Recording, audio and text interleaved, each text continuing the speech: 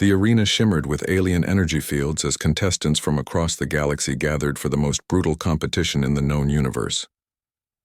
The death games drew warriors, assassins, and champions from countless worlds, each seeking the ultimate prize, a single wish granted by the mysterious cosmic authority. Among the crowd of towering warriors, scaled behemoths and cybernetically enhanced killers stood a small figure in worn human clothing. Tim, barely 12 years old, clutched his registration chip with trembling hands. The other contestants laughed, a sound that ranged from mechanical clicks to deep rumbles that shook the ground. "Look," hissed Rek, a six-armed creature with razor-sharp claws. The humans grow desperate. They send children to die now. Tim ignored the taunts. His sister needed medical treatment that only the cosmic authority could provide. He had trained in secret, studied every previous death game recording, and discovered something the galaxy's greatest warriors had missed. The first challenge began.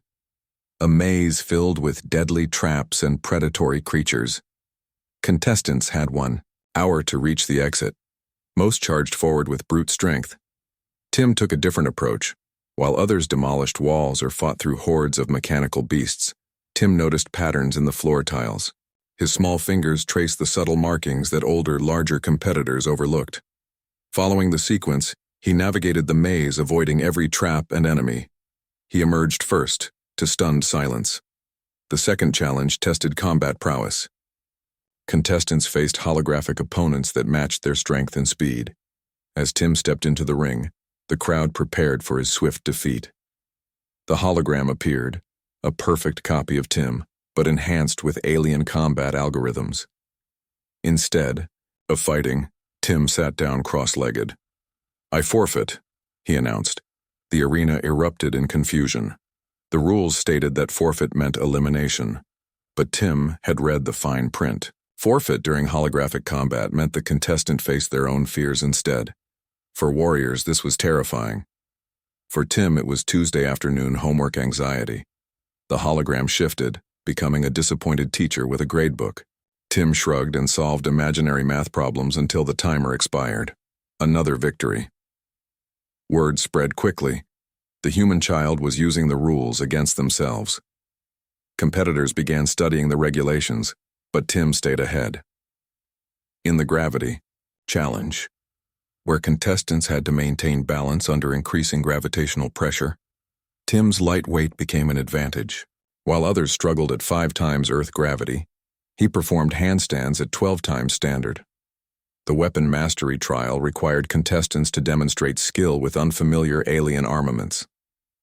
Tim had spent months in virtual reality simulations, learning not just how to use exotic weapons, but understanding their cultural significance to their creators. He showed perfect form with chronary blade whips, Nexus phase cannons, and void-touched staves.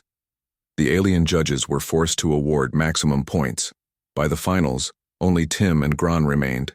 The 8-foot warrior had won the death games twice, before his body covered in scars and trophies from fallen opponents. "Child," Gron's voice echoed like thunder, "I will make this quick." "Thanks," Tim replied, checking his watch. "I have school tomorrow." The final challenge was simple: defeat your opponent by any means necessary. The arena became a shifting battlefield, with varying terrain and environmental hazards. Gron attacked immediately, his massive fists leaving craters where Tim had stood moments before. But Tim wasn't avoiding, he was observing. Every death game had a pattern, every challenge a weakness. As Gron raged and destroyed sections of the arena, Tim noticed something crucial. The environmental hazards weren't random. They responded to aggressive actions with equal force. The more destruction, the more deadly the terrain became. Instead of fighting, Tim began to dance. His movements mirrored ancient human martial arts, but simplified for the arena's sensors. Each graceful step calmed the environment slightly. While Gron's fury created earthquakes and energy storms, Tim's disciplined movements generated safe zones. The crowd watched in amazement as the human child turned the arena into a serene garden, while the mighty warrior destroyed himself with his own rage. Eventually, Gron triggered a series of environmental responses that left him thoroughly defeated. Tim stood alone in the center of the arena, surrounded by devastation on one side and tranquility on the other. The cosmic authority materialized, a being of pure energy that had watched countless death games across millennia. Child of Earth, what is your wish? Tim took a deep breath. My sister needs the cosmic regeneration treatment. But first I want to add a rule to future death games. The authority tilted its energy form curiously. Speak. No one under 18 can participate again, and the winner gets 2 wishes instead of 1. Why would you limit your own species' future advantage? Tim smiled sadly. Because children shouldn't have to risk their lives for their families. And because my sister will need a friend when she's better, I'll wish for one too. The authority considered this. Across eons, no winner had requested rule changes. None had shown such wisdom. Your wishes are granted, young human. Your species shows potential we had not recognized. As Tim left the arena, the galaxy watched. Humans were no longer the weak species sending children to die. They were the species that sent children who changed the game entirely. On Earth, Tim returned to school the next day.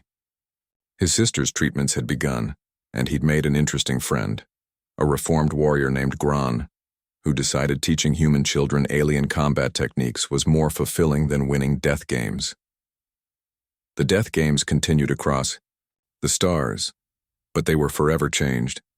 Tim's addition meant future competitions emphasized strategy over strength, wisdom over brutality.